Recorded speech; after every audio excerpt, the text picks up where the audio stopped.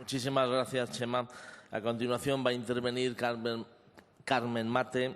Ella viene de Barcelona, es doctora en zoología por la Universidad de Barcelona, es especialista en etología de primates, fue directora del Zoo de Barcelona, es investigadora, colaboradora del Departamento de Biología Animal de la Universidad de Barcelona. Actualmente trabaja como técnica del Servicio de Relaciones Exteriores de I+D+I de Barcelona Ciclo del Agua y va a exponernos precisamente las propuestas de lo que habría que hacer en materia de zoológicos. Gracias por darme la oportunidad en APDA para que os presente la plataforma que hemos creado, que se llama Zoo 21, en la que queremos mostrar cómo se pueden reconvertir los zoos y ser una cosa totalmente diferente de lo que son actualmente.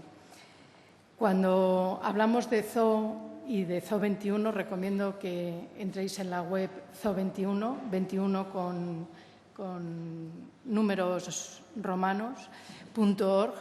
Allá tenéis la presentación, quién es esta plataforma, cómo está formada. Hay mucha información, muchos documentos, muchos estudios realizados. Cuando nos estamos refiriendo a los zoos, no solo estamos hablando de lo que ahora entenderíamos por solo zoos, sino son zoos y acuarios.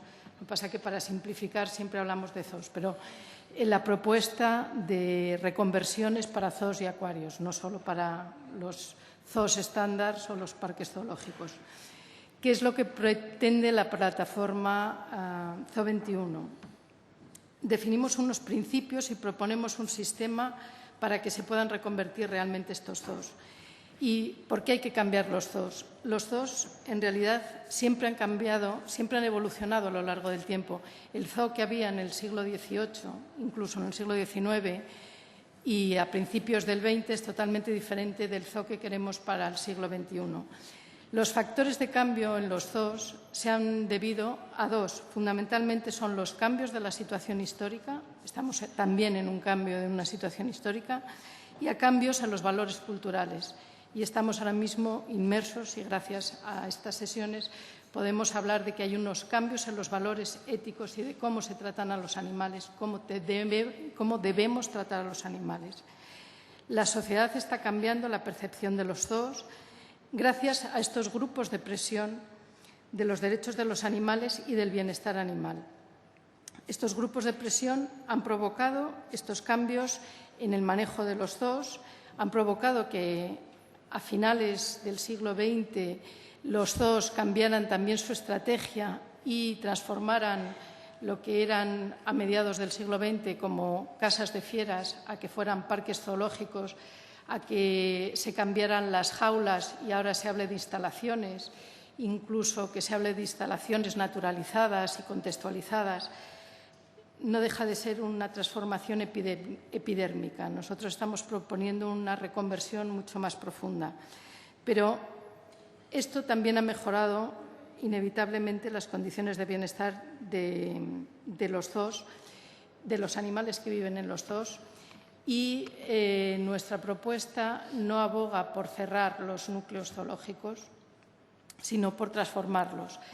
Cuando se cierran los zoos se generan problemas. Tere lo ha explicado muy bien, de una manera muy gráfica, con varios ejemplos de cómo cuando salen animales, que son todos los que hay en los zoos fundamentalmente son especies exóticas, a otros sitios tiene un coste muy elevado y hay pocos centros que estén capacitados, que tengan espacio, instalaciones y conocimientos para poderlos cuidar como corresponde. ¿Por qué un zoo siglo XXI? No nos queremos quedar con esos estándares que garanticen simplemente el bienestar de los animales, eso no es suficiente. Es necesario el cambiar el modelo, es necesario que cambiemos el concepto de los zoos hasta ahora de utilizan los animales para un determinado discurso, para que los zoos sean útiles. Deben centrarse en la utilidad para los animales y también para el planeta. ¿Por qué ahora? Estamos en una situación crítica de pérdida de biodiversidad. Hay un cambio de valores éticos hacia los animales. Tenemos otro contexto social, otros valores culturales, afortunadamente, y es necesario este cambio de paradigma. Los zoos tienen un papel y tienen un papel en la conservación y también tienen un papel si se centran, primero, en ser centros de recuperación de fauna autóctona, centrándose en proyectos de conservación de los animales de las zonas donde están esos núcleos zoológicos, programas de conservación que pueden ser cuantificables y donde realmente la labor de conservación de los zoos se pueda medir y se pueda demostrar su papel. También, si siguen teniendo una función, si son capaces de hacer una racionalización de cuáles son las especies alóctonas o exóticas que pueden albergar, cuál es el espacio disponible. Y en esa racionalidad, desde la plataforma Zoo 21, estamos elaborando material que ayude a tomar decisiones en los zoos de una manera objetivable y planteando unos múltiples criterios que puedan ser ponderables para seleccionar cuáles son las especies que realmente ese centro puede albergar y cuáles son las especies que no podría albergar, o cuál es el espacio disponible para aquellas especies que necesitan de ese espacio, porque lamentablemente sigue habiendo comercio de especies exóticas, ya os lo han comentado anteriormente, y el volumen y la cantidad de animales que quedan en ese limbo de la no protección es muy elevado. Los zoos pueden ejercer aquí un rol muy importante, pero eso tiene que ser una voluntad de cambio. Si los zoos se convierten en santuarios, en centros de rescate, los zoos también tienen que volverse un zoo con un comité de especialistas, un zoo que sea más ciudadano, donde ese comité de especialistas también se mezcle con los profesionales del zoo, con la sociedad civil, con la gente que está interesada en que ese zoo cambie de modelo y cambie de funcionalidad. Y entonces sí que se puede conseguir que estos centros puedan evolucionar, que puedan dar un servicio a la sociedad, que puedan dar un servicio a los animales y que puedan dar un servicio al medio ambiente y frenar lo que parece ser que es inevitable, que es la gran pérdida de biodiversidad. A principios del 2000, en el 2002, Wilson dijo que estábamos en una situación que en las décadas siguientes, si no poníamos freno, podríamos perder una parte muy importante de la biodiversidad de nuestro planeta, difícilmente recuperable. Los zoos pueden ser elementos activos para frenar, para actuar en contra de esa pérdida de la biodiversidad, si son capaces de reconvertirse. Es un contexto en el que hay que tomar decisiones, en el que hay que saberse arriesgar, pero no por ello no es apasionante.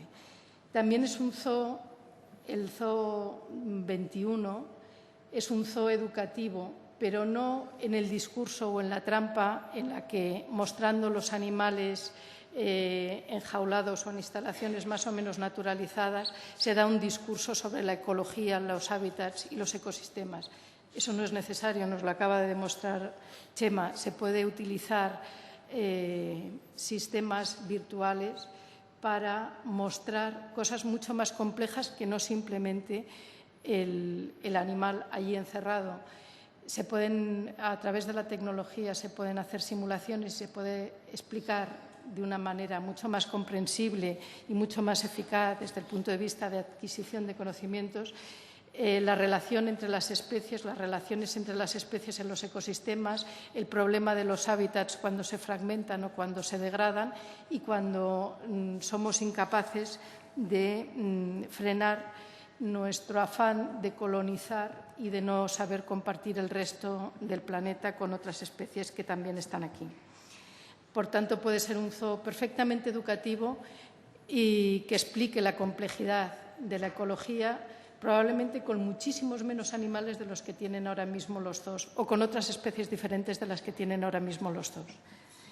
Y proponemos un zoo que no solo sea educativo, sino que esté adaptado a la sensibilidad y al conocimiento científico de nuestra época, que se destine la investigación a estudios realmente que nos mejoren y que nos avalen esa garantía de bienestar en la que deben de estar esos animales en cautividad, a estudios genéticos para saber si realmente esos programas de conservación que tanto se abanderan como programas de conservación ex situ de muchas poblaciones que se tienen en los zoos, si no se hace un estudio genético de cuál es la variabilidad de los fundadores, probablemente el número de ejemplares que haya en cautividad sea insuficiente para asegurar esa conservación.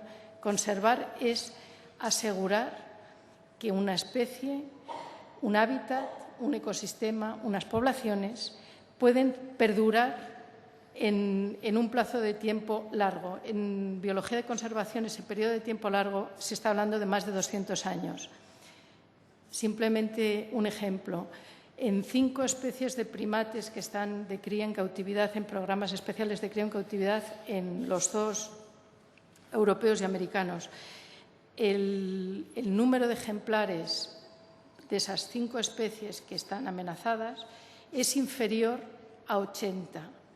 Y la variabilidad genética que se tiene de esos individuos, la diversidad genética de los fundadores, está en menos del 90%. Con esas cifras, cualquier biólogo de poblaciones diría que es insuficiente garantizar esa población de esas especies para que se conserve durante 100 años y que realmente esos programas de cría en cautividad no tienen ningún efecto en conservación. Entonces, hay que focalizar muy bien cuál es la investigación que se hace en los zoos, cuáles son los programas de cría en cautividad que se deben de hacer en los zoos, cuáles son los programas de conservación que deben de hacer los zoos para que esa conservación sea real, para que pueda ser cuantificable, para que se pueda demostrar. Los zoos tienen que ser transparentes. Así pues, el Zoo 21 es una aproximación, pretendemos, holística a la conservación, en la que se combinan 5 factores críticos para que el modelo sea exitoso. Un enfoque científico, destinar espacio y recursos a las especies autóctonas, convirtiéndose realmente en centros de recuperación de fauna.